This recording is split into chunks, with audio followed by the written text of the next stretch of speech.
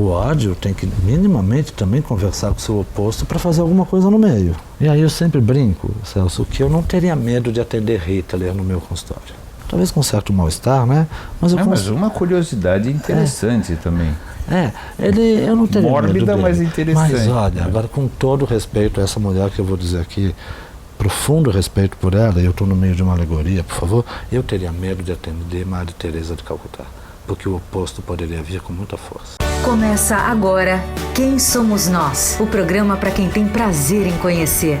Uma parceria Eldorado FM e Casa do Saber. Apresentação Celso Loduca.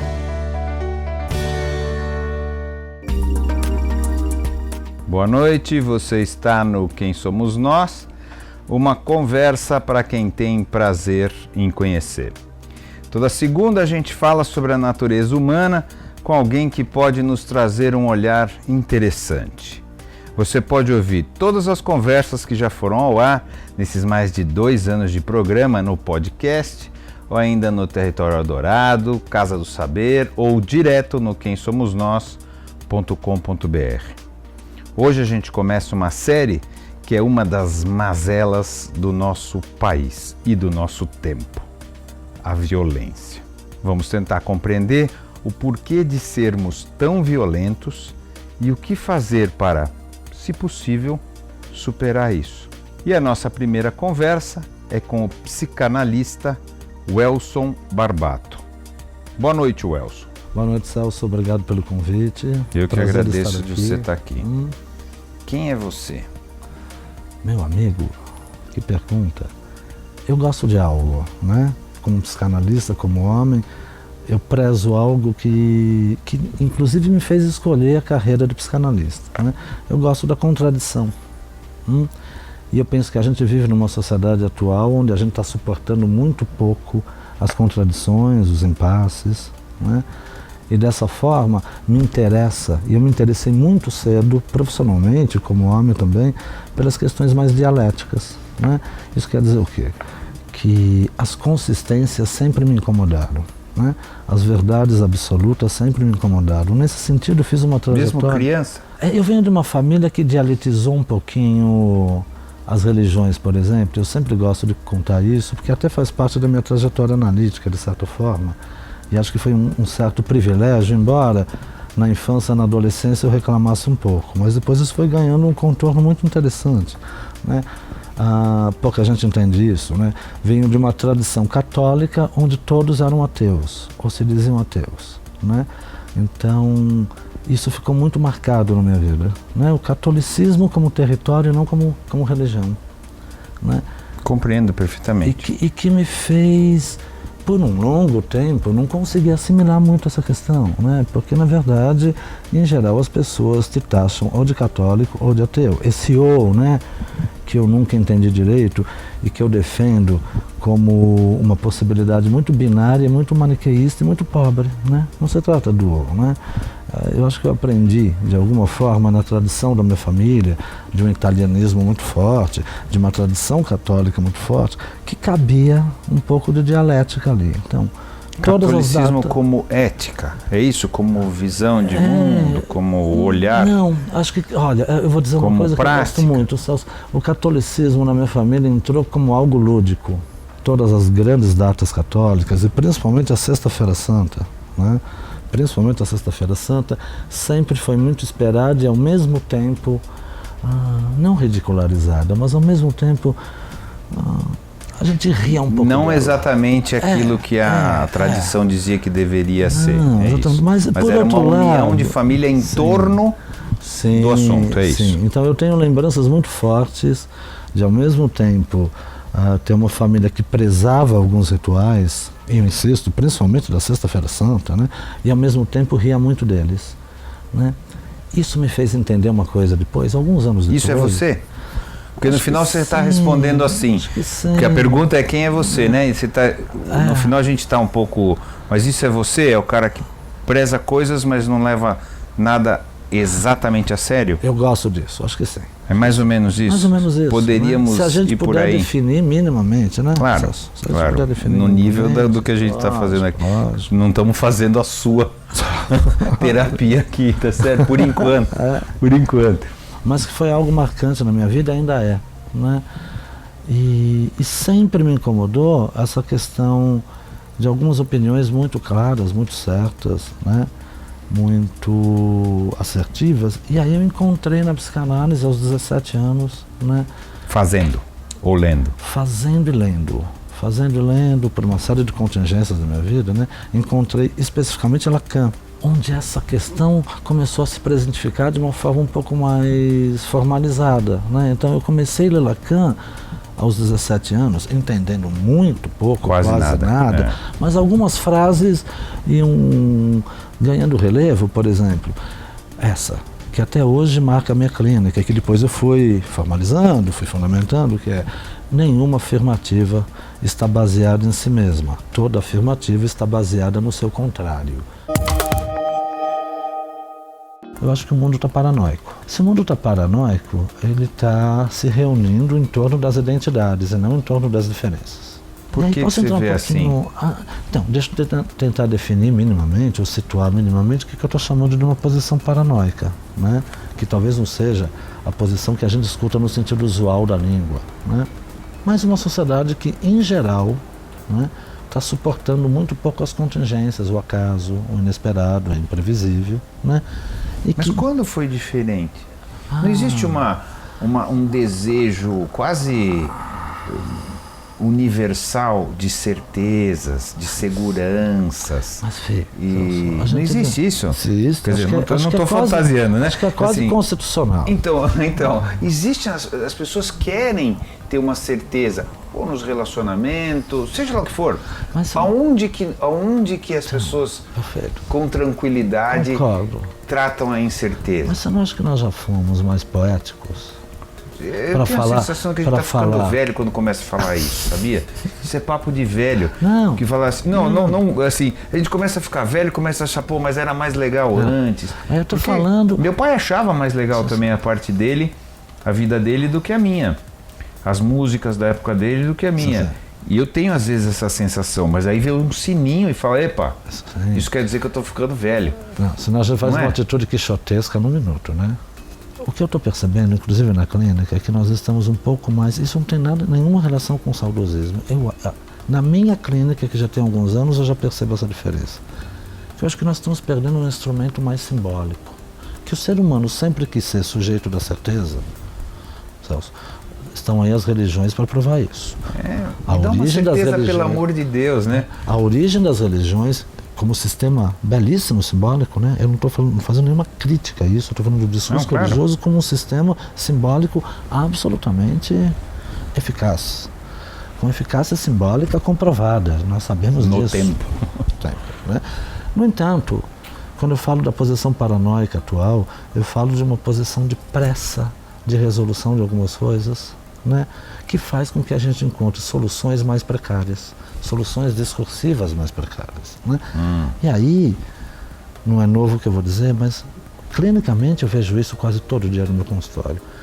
Nós estamos autorizando um narcisismo desenfreado, e o narcisismo é concepcional, mas nós estamos autorizando um narcisismo naturalizado.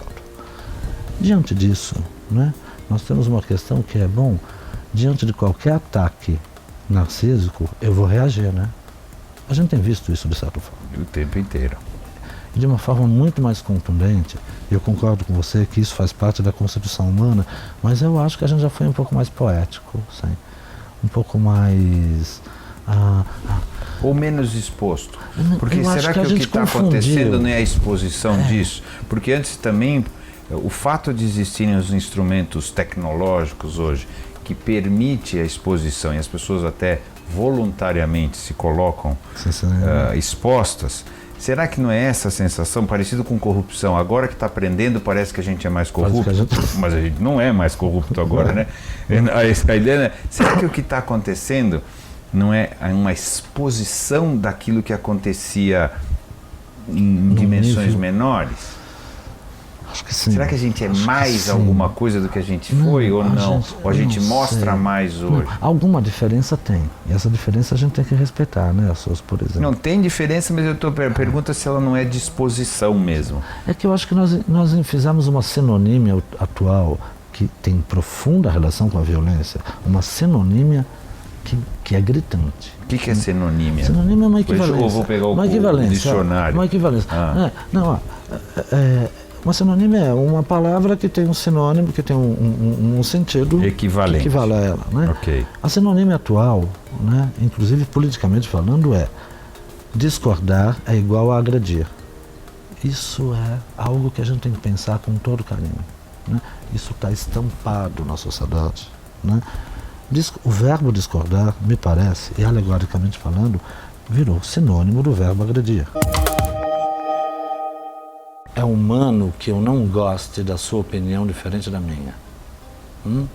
Tá, perfeito. Lógico, porque a priori a alteridade não existe, ela é uma construção. Não nasceu comigo. A alteridade, a diferença Ou não seja, nasceu. o outro é ruim, né? O inferno. E sim, Sartre vem falar, o inferno são os outros. Acho que Sartre foi feliz nessa frase, pontual. Mas eu tenho que ter, desculpa a palavra, o pudor, né, de fazer desse meu mal-estar uma certa equação de tolerância. E de respeito. E agora eu vou usar uma palavra feia, Celso. Manda. Né? Feia, né? Muito criticada, e eu também critico. Eu acho que nós temos que ter um pouquinho de culpa às vezes. A boa culpa simbólica, não a culpa imaginária que nos maltrata, que nos faz devotos de alguma coisa. Falta um pouco de culpa, falta um pouco de dizer, eu não tenho o direito de discordar de você, de agredir você achando que eu estou discordando de você, porque não é a mesma Discordar tem o direito, agredir não. coisa. Não. E nós estamos misturando. Então, a brincadeira que eu fiz aqui com a palavra pudor, com a palavra culpa, que são palavras Que carregam um peso, significado. que a gente pode criticar e falar meia hora disso, ok? Mas acho que falta. E que me faz pensar numa questão que outro dia, olha, ainda semana passada, eu dei uma aula aqui na Casa do Saber, falando, o tema era o amor como sintoma. Foi uma aula interessante, uma palestra, não está dentro de um curso, Celso, foi uma palestra que eu dei. E um aluno me perguntava, fazia um comentário muito pertinente, que eu não tinha lembrado de falar durante a aula sobre isso, e ele foi muito pertinente, quase no final da aula, disse: Lacan fez uma metáfora interessante, né? Eu falei, qual? O que você está lembrando aí? No final da aula ele disse, Lacan disse que a função paterna no mundo está em decadência. Lógico. Por favor, vamos escutar a função paterna como algo completamente diferente do pai biológico. Claro, não é o pai Por biológico. isso que é função, Mas é uma é o- função. Então, como controle, como controle. autoridade, não é isso? E como autoridade não clássica, né, mas como autoridade, e mais, né, Celso, como aquilo que vai garantindo a lei do dia a dia, né? Sabe a lei do dia a dia? Né? Função paterna dentro da psicanálise tem a ver com isso. Eu te apresento a lei e ao mesmo tempo tenho a função de sustentá-la em você, né? Função paterna não está fora, está aqui dentro, né? E me fez muito sentido isso que o aluno disse. Pena estava no final da aula, só tinha 10 minutos para discorrer. Eu falei, nossa, você me lembrou de uma coisa essencial, a função paterna em crise, não o pai. Muita gente leva errado isso. Lacan não está falando do pai, Lacan não está interessado em nenhum pai biológico. É uma função paterna, talvez tenha sido um nome infeliz que Lacan deu. Eu acho até que viu, por falar a Não, verdade, porque feliz. confunde todo mundo. Pois é, a gente faz uma junção que não tem que fazer, ele acho que não conseguiu conceitualizar de outra forma, mas uma função paterna em decadência que me faz, inclusive, questionar leis básicas. Leis básicas. É. Que existe um pouco o conceito de tudo pode, né? E que Já sempre que o pode. centro sou eu, tudo pode, não é isso? E aí, o contrário pode aparecer, né? Lógico que isso esteve sempre na história da humanidade. Sempre, sempre. Mas agora está no cotidiano, está no público, né? Está no público, né? E que pode reverter, isso é preocupante. Eu acho que isso é um dos efeitos dessa violência narcísica que de alguma forma nós estamos vivenciando, que pode vir um efeito muito conservador. Uma reação a isso, né? Uma reação conservadora Está de um... sentindo isso no mundo, né? Não é no Brasil, né? Está sentindo isso no mundo. O mundo está com um olhar um pouco, vamos falar em termos políticos, mais para a direita, está caminhando nesse sentido. Que é cometer um engano de escolher uma função paterna absolutamente exagerada. Isso que é interessante, né? Porque ficou em decadência aqui, eu reajo pelo oposto, né? E vou criar também um discurso tão violento quanto aquele, né? E acho de alguma forma nós estamos vivendo isso, né? O fundamentalismo está aí no mundo de alguma forma, e é uma pena porque o fundamentalismo não é uma resposta ao que está acontecendo.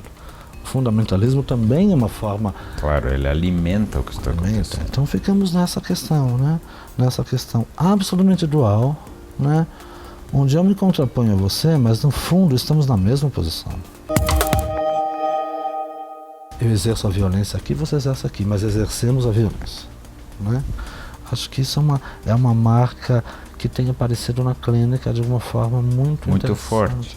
Infelizmente, Celso, assim, alguns discursos que eu tenho que aceitar como analista. Aceitar não significa concordar, acolher, porque se alguém me procura, alguém está sofrendo disso também. Claro. É um certo reconhecimento de um certo sintoma, mas existe um certo discurso que diz mais ou menos assim. Eu vou fazer agora um resumo. Um exemplo, bem que é.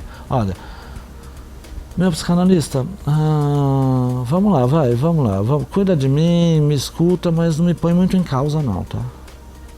Esse é um discurso que pode beirar o cinismo, né? Claro. Então, o que é que você está fazendo aqui? Não, olha, que é a questão está com o outro, a questão não está comigo.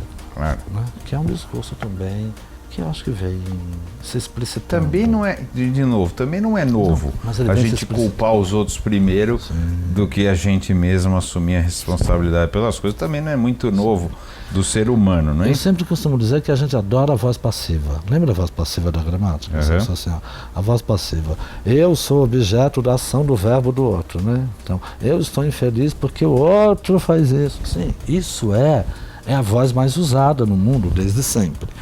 Mas eu insisto. É infantil, né? Mas eu insisto, acho que a gente fazia isso com um pouco mais de pudor.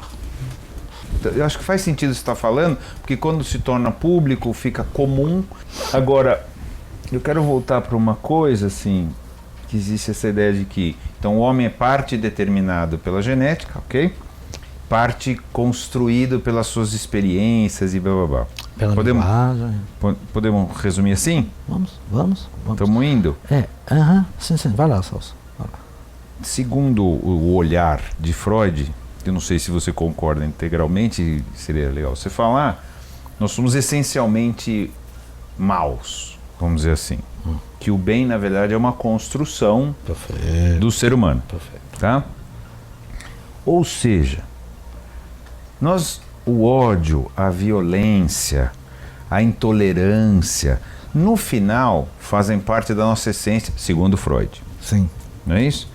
E que é uma baboseira. Não, agora eu estou distorcendo um pouco. Essa história de tentar ser civilizado é uma baboseira, porque nós somos essencialmente ruins e maus, e que no final, se a gente deixar, nós somos a barbárie. Ou seja, o que a gente sente, mas está aumentando a violência, ou está aumentando... Não é verdade isso, não é isso? Não é que está aumentando a violência, não é que somos mais violentos. Estou falando segundo esse olhar, tá? Que não é o olhar da religião, ou não é o olhar do Rousseau, né, que falava que a gente era legal e que a sociedade nos corrompeu, quer dizer, o oposto, né, vamos dizer assim. Vamos colocar Freud e Rousseau um contra o outro, não é? Segundo Freud, então, nós somos isso mesmo, né? Nós somos essa coisa violenta, essa coisa destrutiva, não é isso? E daí, o que a gente faz com essa desculpa? Supondo que isso seja, a verdade é uma palavra complicada nessa nossa conversa, mas supondo que seja isso, nós somos isso. Eu só mudaria uma coisinha. Eu não diria que Freud falou em essência, nem falou do verbo ser. Ele falou de uma condição humana, né? Porque a psicanálise, ela vai fundamentar por vários contextos importantes que a gente não poderia falar de nenhum essencialismo do ser humano. Não é natureza humana? Não, também natureza não. Mas ele não discute isso. Desculpa a ignorância, o Freud não chega e fala assim, nós somos alguma coisa, ele não fala. Não, ele fala de uma tendência pulsional, né, e que você está absolutamente certo ao dizer isso, cujo afeto primordial e originário é o ódio. Não é muito bonito isso, é? Eu acho isso fantástico. É verdade? Eu acho meio feio, gente. Seria mais legal se fosse outra coisa. Não é muito bonito. Tá bom. Porque então é natural que a gente viva na barbárie, não é? Não. Partindo daí. Então, não. Ah. Por quê? Olha aí, olha que bela questão faz Freud. Bom, Freud afirma isso, prioritariamente, o que você está dizendo, Impulsões e Seus Destinos, que é um artigo de 1915, profundamente atual, se você souber ler por esse prisma. Por outro lado, é super desatualizado, 100 anos, né? A clínica andou, os psicanalistas construíram coisas, né? Freud fala isso em 1915. Em 1920, um pouquinho, 23, 24, Freud coloca uma questão interessante. Mas por que fundamos a civilização? E aí, tem um artigo do Freud que eu sempre cito, até aqui na Casa do Saber eu sou sempre muito repetitivo, eu faço essa sugestão porque eu acho que é uma das obras-primas do Freud, que é o Mal-Estar na Cultura. Eu acho que deve ser lido com muito respeito, parágrafo por parágrafo, bem obsessivamente, né? Onde ele fala do marxismo, onde ele fala do nazismo, onde ele fala um pouco do capitalismo, da violência constitucional humana, né? E aí ele faz uma questão que é uma bela questão. Bom, se eu tenho uma tendência de condição humana para rivalizar, para odiar, para não aceitar o outro, né? A alteridade aí como algo da ordem do outro, no entanto, eu também faço um pedido o tempo todo para que o outro me reconheça. Eu, que originalmente Te odeio. quero te afastar, Nego Ao a sua mesmo existência, preciso da sua aprovação. exatamente faço uma demanda de reconhecimento, né? E aí Freud, nesse artigo inclusive, o Mal-Estar na Cultura, tenta uma solução para isso, uma solução mais ou menos feliz, né? E aí vem toda a questão da religião, vem a questão do amor, que é, bom, como de certa forma, né, a pureza das duas posições não vai se sustentar, né? Nem o ódio puro, nem o reconhecimento puro. Então, aí Freud, de algum jeito, mesmo não dizendo, é Lacan que vai dizer isso, eu gosto muito disso, ele vai para o marxismo, sim, ele vai. Para o marxismo, não enquanto política, o marxismo... Dialético, como raciocínio, né? Criando a síntese. Pizza. Né? Na verdade, ele foi para pizza. Ele falou, um pouco aqui, um pouco ali, tereli, e acabou faz em o terceiro pizza. lugar. Isso, faz o então, terceiro acabou lugar. em pizza. É. E aí tem uma questão importante, que a gente pode até materializar na existência e materializar na clínica do dia a dia, porque a priori parece muito abstrato, não é? Isso é materializável, né? Que é o lugar de síntese da dialética, né? A dialética tem 3 tempos, né? Nós temos a tese, a antitese, a síntese, que não é nenhum nem outro, mas eleva os dois, né? E aí Freud dá alguns nomes para o lugar de síntese que eu gosto muito, né? O amor, né? A religião, né? A bondade, né? E a caridade, dizendo que nenhum deles existe. Como desejos, não é isso? Como construções humanas. Então, aqui nenhum Para deles segurar. existem. Eles não existem em si, eles são sintomas Construções. do ódio. É. Né? Então eu faço uma brincadeira sempre aqui, já fiz várias vezes, inclusive em cursos. Em geral as pessoas estão escutando o que eu estou dizendo, porque ela é absolutamente metafórica, que é, olha, eu digo, gente, né, o ódio tem que minimamente também conversar com o seu oposto para fazer alguma coisa no meio, né? Senão... E aí eu sempre brinco, Celso, que eu não teria medo de atender Hitler no meu consultório. Eu o receberia. Talvez com certo mal-estar, né? Mas uma curiosidade interessante também. Eu não teria Mórbida, medo dele. mas interessante. Mas olha, agora com todo respeito a essa mulher que eu vou dizer aqui, profundo respeito por ela, e eu estou no meio de uma alegoria, por favor, eu teria medo de atender Maria Teresa de Calcutá, porque o oposto poderia vir com muita força. Vocês me escutam, gente? Isso Claro. é fantástico. Claro. É isso que eu falei no início da nossa conversa, que a dialética me fascina um pouco. E não há nenhum demérito nisso. Não. Aí você coloca uma questão que é como que o ser humano vai sustentar a sua condição, não negá-la e ao mesmo tempo não praticá-la o tempo todo. E aí nós temos uma questão humana por excelência. No teu ponto de vista, então, a violência está aumentando ou não? Te incomoda isso? Ou a gente está praticando mais, a gente está odiando mais? No teu ponto de vista é uma questão prática ou uma questão constitucional, como você falou? Acho que eu vou fazer uma retificação aqui a partir das tuas intervenções, acho importante. Não sei se a gente está odiando mais. Acho que a gente está, eu insisto, explicitando mais o que está aí, o que sempre esteve aí. né? Aliás, se a gente observar todas as grandes metáforas do homem, desde Adão e Eva, todas, olha, Adão e Eva, Édipo Rei, Hamlet, né? Os grandes emblemas, né, que nós temos, literários, artísticos, todos eles falam de uma violência de base, né, que se transformou em outra coisa depois, né? Então acho que... E aí que tem a questão da função paterna que eu falava, né? O ódio como condição original, feito, vamos saber lidar com isso, mas desde que tenha um agente que faça uma certa contradição a isso e que crie um terceiro lugar. Senão, nós vamos ou para, a radicalidade de Hitler e a radicalidade de Maria Teresa de Calcutá, que são duas radicalidades preocupantes. Eu prefiro da Madre Teresa um nega a dialética e outro nega o ódio. Você escutou? Como condição humana. E toda lógica de oposição é excessiva, né? Toda lógica de oposição é excessiva. Então alguém chega no consultório, eu vou fazer uma ficção agora, porque eu não posso dizer publicamente de nada do consultório, mas é uma ficção, quer dizer, claro. E quando eu faço uma ficção analítica, eu estou juntando 50 analisantes em um. Claro. Então, e as experiências todas, que é... Alguém chega no consultório dizendo, por exemplo, eu sou tão disponível ao outro que adoeci. Se a gente souber escutar essa frase diz muito mais do que a gente imagina, né? Eu fui tanto para um lado, recalquei tanto o outro, uma verdade humana, que estou doente. Porque a priori, esse analisante, ou esse candidato à análise, ele é profundamente autorizado pela sociedade, né? Que cara bom, cara idoso, né? Por que você está aqui? E ao mesmo tempo ele vem dizer, olha, isso que eu fiz... De ser tão bonzinho... Gerou um sintoma em mim, né? Onde o contrário pode aparecer a qualquer momento. Por que especialmente a sociedade brasileira é muito violenta, você acha? Eu acho que nós temos um contexto cultural, linguístico muito violento desde sempre, né? Em geral. Nós fomos autorizando questões preconceituosas desde sempre, né? É uma sociedade muito dividida.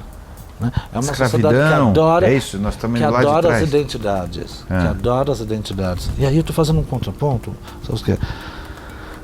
Tudo que é muito da ordem das identidades, né? Olha, nós somos iguais, somos da mesma tribo. E até podemos ser, tudo bem, vamos tomar cerveja juntos, conversamos de assuntos que gostamos, tudo bem. Não, mas desde que essa identidade não seja um ponto, né, de fechamento àquilo que é diferente. A sociedade brasileira é marcada por identidades muito fortes. Né? Muito fortes, por tribos muito fortes. A brasileira é especialmente marcada em relação aos outros. Eu vou usar a Índia sempre como paralelo, porque lá tem castas, nada mais e não é violento, né? Espera um pouquinho. Não é violento. Qual é a grande questão que a gente coloca e que de alguma forma alguns analistas são chamados de preconceituosos no Brasil? E não é nenhum preconceito, é só uma constatação. Nós somos, em geral, por favor, um povo com uma precariedade linguística, cultural muito grande. Somos. Você está falando do ponto de vista educacional até. Educacional, simbólico, somos. Isso não é nenhum preconceito. Mas lá também, na Índia não é também? Na Índia não é também? Acho que não nesse nível. Né? Assim, porque assim, para mim eu faço esse paralelo porque lá é um lugar infinitamente, com muito mais gente, tão pobre quanto o Brasil, com diferenças de classes tão marcantes quanto, e aqui a gente tem uma guerra civil igual a da Síria, tá certo? Acontecendo o tempo inteiro, e lá não. Na rua. Não que lá tem outros problemas, tá? Aí o negócio da mulher, que realmente é segregada, tá? Mas estou falando sobre agora a violência física de matar, tá? Também acontece lá, mas assim, é uma desproporção absurda. Mas talvez, essa é uma hipótese que a gente pode fazer, talvez a questão das identidades nesses países, como a Índia, não tenha uma função que tem no Brasil. Porque a função da identidade no Brasil, em geral, é uma função de proteção. Como assim? E não de familiaridade. Proteção. Eu me protejo contra algo que eu considero muito diferente e aniquilador. Né? É a função da identidade. Né? Que eu acho que nesse país é muito complicado.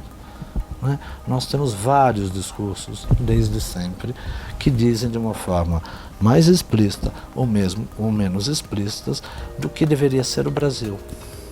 Nós temos isso, desde criança eu ouço isso. Né? A gente só fala do Brasil como uma cultura que poderia ser muito diversa num nível de um discurso muito fenomenológico. A gente nunca sustentou isso. A gente nunca sustentou isso efetivamente. Né? Nós temos toda uma cultura identificatória com um discurso absolutamente interessante, né? O discurso da diversidade, o discurso do samba, né? O discurso da negritude, o discurso das 3 raças que fundaram esse país. No entanto, o que a gente escuta desde sempre, e a antropologia séria está aí para falar disso, que a gente não exerceu isso na história do nosso país. Não, ao contrário, a gente discurso de segregação e tarará. Sim. Isso, e agora? Espera um pouquinho. Se a gente pensa na Índia como um país, por exemplo, é só uma hipótese, né? Que coloca a questão das castas como algo oficial, marcado e dito, isso tem uma função. Isso foi dito. No Brasil, né, isso não é muito delimitado, o que me possibilita lembrar de coisas que eu sempre ouvi na minha vida, né? E não tenho nenhum pudor em dizer, isso faz parte da nossa história, né? Então eu venho de uma família italiana profundamente, aparentemente, em alguns momentos profundamente aberta, mas profundamente fechada, né?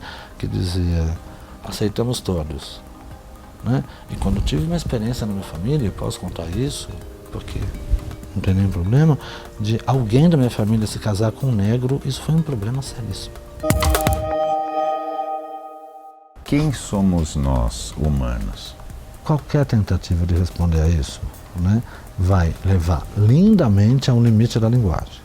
Né?